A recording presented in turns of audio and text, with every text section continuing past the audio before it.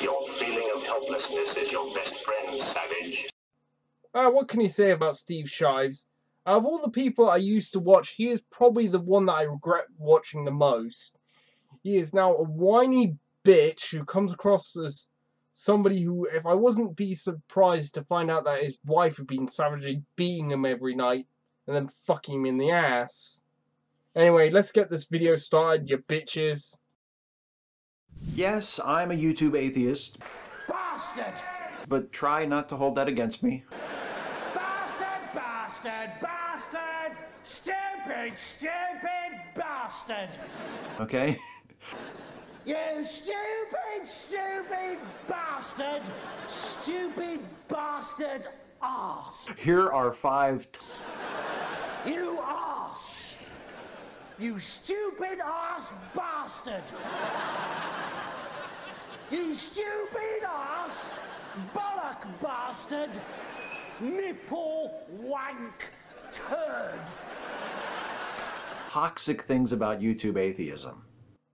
You might as well rename this video 5 Reasons That I Hate TJ Kirks, aka The Amazing Atheist, because that's what he seems to do.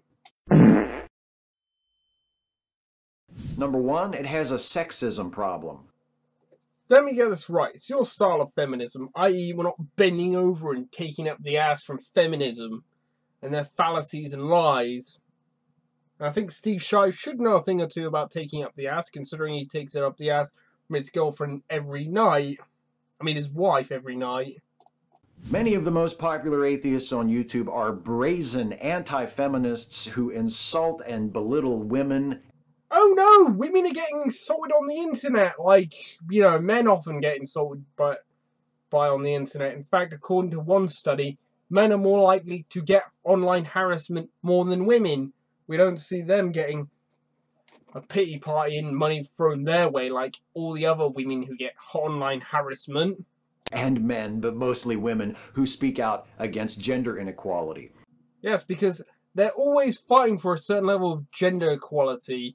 You know, like when they complain about manspreading or manslamming, or how many films that don't pass the Bechtel test, which is fundamentally broken in my opinion, or that how some women are overly sexualized in certain mediums, which is bullshit, considering that I think sexual objectification is inherently neutral one way or the other. They also proudly deny the existences of things like the wage gap. Well, let's do a little reality check. First of all, no competent labor economist takes the 23-cent wage gap injustice claim seriously. There was an analysis of more than 50 peer-reviewed papers commissioned by the Department of Labor. What they found is that the so-called wage gap is mostly, perhaps entirely, an artifact of the different choices men and women make, different fields of study, different professions, different balances between home and work.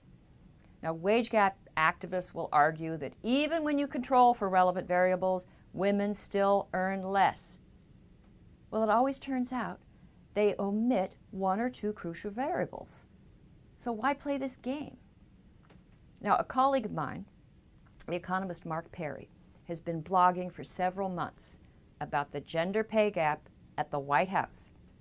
It turns out that the median pay for female staffers is 88% of that of male staffers. Now, White House spokesman Jay Carney created a firestorm of protest among reporters because he was tap dancing around this embarrassing fact. Well, I would say a couple of things about this. We know that closing the gender wage gap is a key part of our economic agenda, women's agenda, and here at the White House, equal pay legislation deems that there should be equal pay for equal work, and that's what we have. He insisted on the one hand, oh no, women earn equal pay for equal work in the Obama administration. And he sort of dismissed the 88-cent figure as being, well, just an aggregate of everyone on the staff from junior to senior levels. Well, what he essentially was saying is that the 88-cent gap is no proof of White House discrimination, since it leaves out so many variables. Well, fine, that's right. But why then does the president use the 77-cent figure, which is misleading in exactly the same way? Now, reporters also pressed Betsy Stevenson, who's a member of the White House Council of Economic Advisors. They pressed her about the bogus factoid. To her credit, she quickly acknowledged that there were a lot of things that go into the 70-cent figure, and many things contribute to it, and that no one was saying, she said, that it was about discrimination. Well, yes, they are. And activists, politicians, they have been saying it for years. Now, it is not my claim that women no longer face discrimination in the United States. There is no evidence that I can see, or most responsible economists can see, of systemic wage discrimination against women. But of course, there's still workplaces where women are being shortchanged. But here's the bottom line. Women who are struggling economically or coping with gender bias, they're going to be best served by truth, careful research, not hype, spin, factoids, advocacy data. We'll all be better served by truth. So the White House, members of Congress, journalists, and everyone else should stop using the specious wage gap statistic. Just let it go. I'm Christina Hoff Sommers. Thank you for joining me. Now leave your questions in the comment section below this video, and we'll try to address them in a future episode. And if you hear a statistic on women that's strange credulity, post it in the comment sections so my team and I can check the facts. And also subscribe so you can get an alert about our next video. Thank you.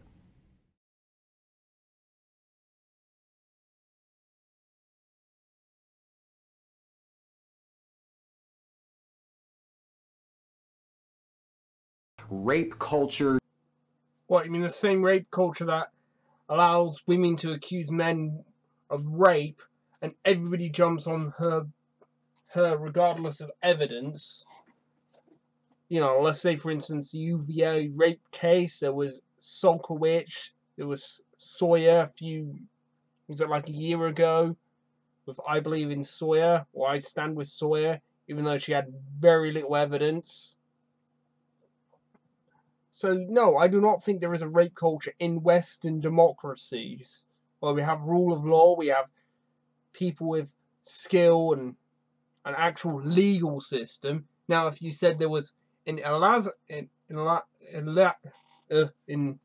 Eastern caliphates, then yes, there is a rape culture. But you, who I would best describe as a whiny ass bitch, won't criticize them for it for fear of getting called racist.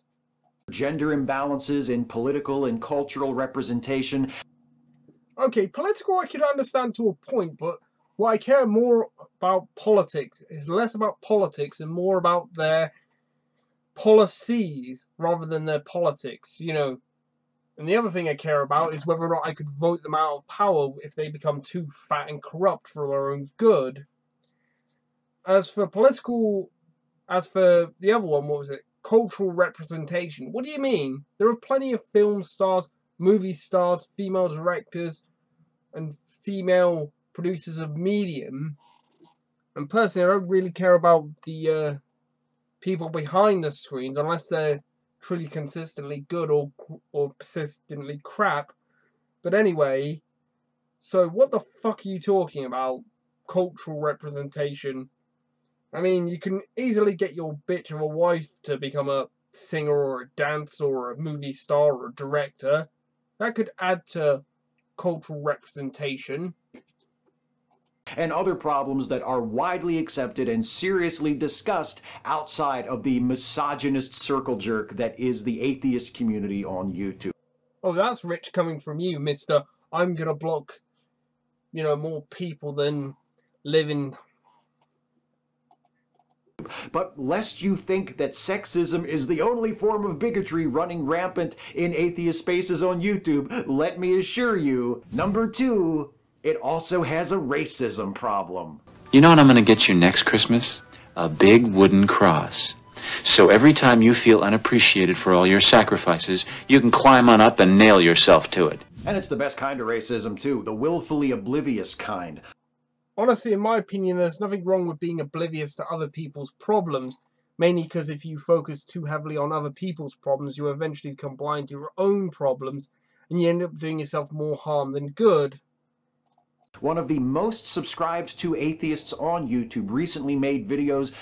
He's talking about TJ Cooks, aka The Amazing Atheist, who recently breached 1 million subscribers, unlike Steve Shives, who's very slowly counting himself down back to 0. In fact, he's been losing 2 or 3 subscribers every day now, which means in about 72 years, he'll hit 0. Okay, so heck, is there any way that I can speed that up? You know, maybe you can lose 10 or 20 a day. Hey, you know, when it's sad when even my growth, who I usually gain 10 subscribers a month, give or take, my video output, is greater than yours. And considering Steve Shives has been stuck on 54,000 subscribers for a few years now, you see what the problem is. That he's locked himself into an echo chamber and will not allow himself to be, won't allow himself to talk to anybody. That would humanize him more and humanize his opponents more. Heck, Sargon of Akkad offered near enough $1,000 to a feminist charity if you would simply talk to him. But Steve Shives said no. Well, actually, he said nothing about it because Steve Shives is a coward. And that's one of the big, huge reasons why I don't like him.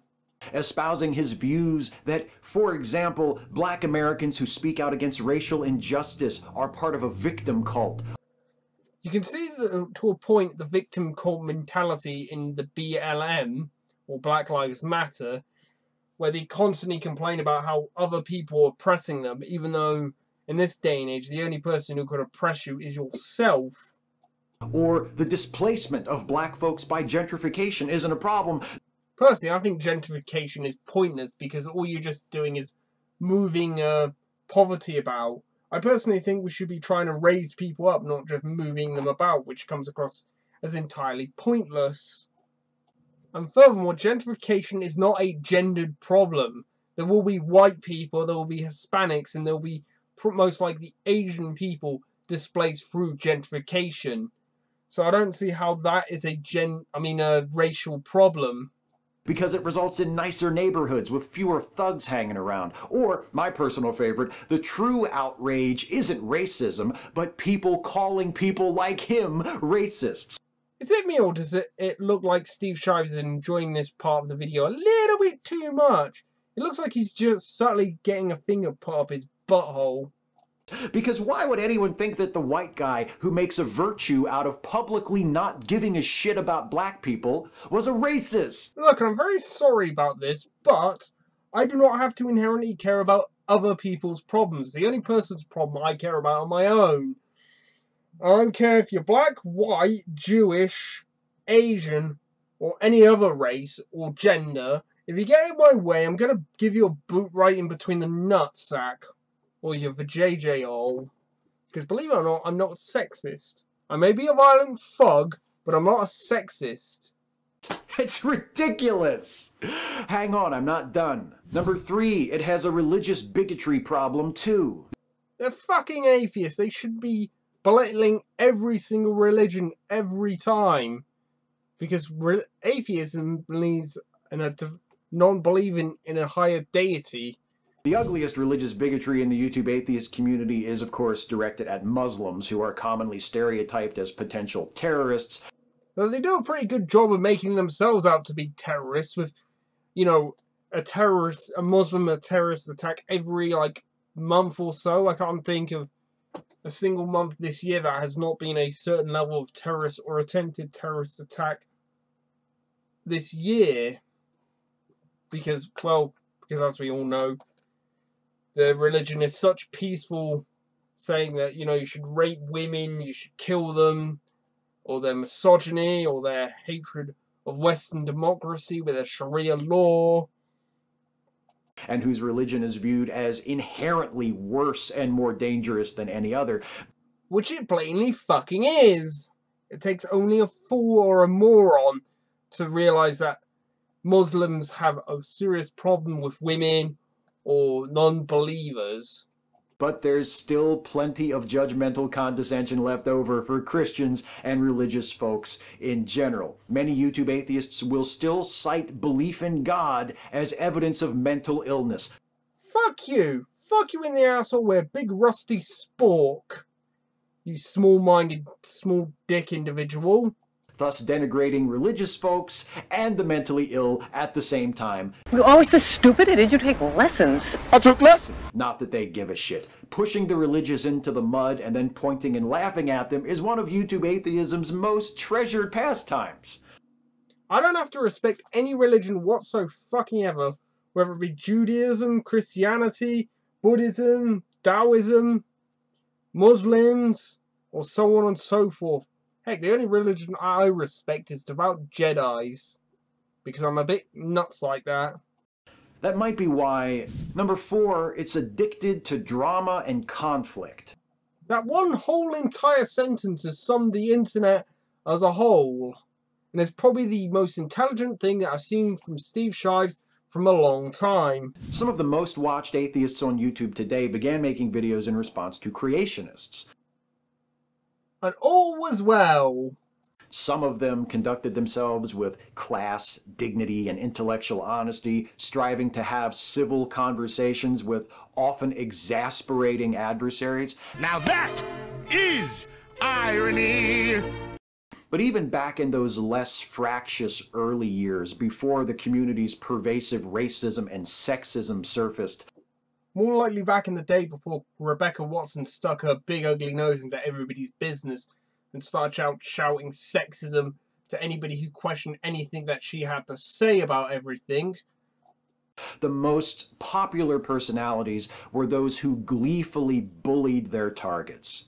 Small wonder then that once the creationist opponents had been exhausted, the bullies turned and found new enemies within atheist circles. And it turns out that most people who enjoyed watching obnoxious white dudes attack Christians were just as entertained by watching those same obnoxious white dudes attack women, Muslims, and racial justice activists. They can hardly talk. They're the ones who started this fight. They're the ones who constantly talk endlessly about race, sexism, gender identity, so on and so forth, to the point where it gets aggravating, annoying, pointless, and it's something that makes me want to build a society on the moon just to get away from this shit. But anyway, I'm getting a bit off topic. That the YouTube atheist community is now dominated by professional trolls. You know what I'm going to get you next Christmas? A big wooden cross. So every time you feel unappreciated for all your sacrifices, you can climb on up and nail yourself to it. Who manufacture conflict in order to generate content and views. I'm fairly certain the irony of this statement is completely shot over his head, like most things, considering just how dense he is these days. That, you know, he supports Rebecca Watson, who complained and manufactured outrage because some person offered to take her to a room and offered to make her some coffee. Or was it Chris? No, what was that other woman's name?